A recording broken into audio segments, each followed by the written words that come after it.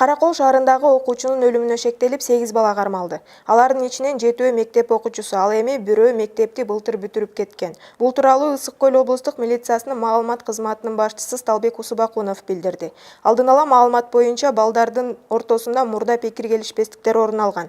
Кармалгандардын айтымында маркум ДА өткөн жылда декабрь айында 8 баланын бирөөсүнүн уюлдук телефонун тартып алган. Андыктан алар өч алууну чечишкен. Алар түн ичинде баланы автоунаа базарына алып келип таяк менен сабап өлтүрүшкөн, деди Сталбек Усубакунов.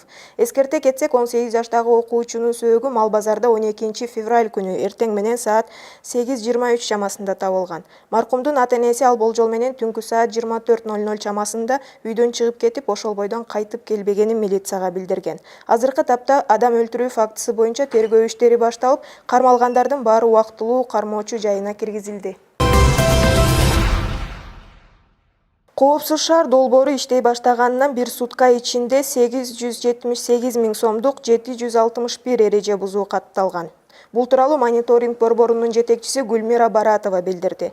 Бүгүн премьер-министр Мухаммедкалый Абылгазиев аталган борборго барып ишин көрдү. Буга чейин социалдык тармакта сүрөт жарыяланып, анда 9,5 миллион сомдук айып катталганы көрүнүп турат.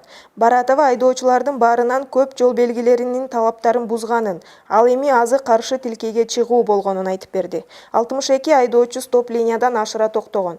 Мунун баары эреже бузуу кескин кыскартылганын айгинелеп турат. Жалпысынан 878 миң сомдук айып катталды. Азырынча акча алына элек, протокол иштелип чыккандан кийин баары белгилүү болот, деди ал. Белгилей кетсек, коопсуз шаар 12 февралдан тарта иштей баштады. Камералар Бишкектин 10 кесилишине коюлган. Чүй областына караштуу Аламүдүн районунун Таштөбө айылында өрттүн кесепетинен апасы жана 2 баласы менен каза болду. Бул тууралуу Өзгөчө кырдаалдар министрлигинин басма сөз кызматы билдирди. Маалыматка ылайык, жыгач устунун пластик жабылган жалпы аянты 100 чарчы метр кампанын гараждын чатыры күйгөн.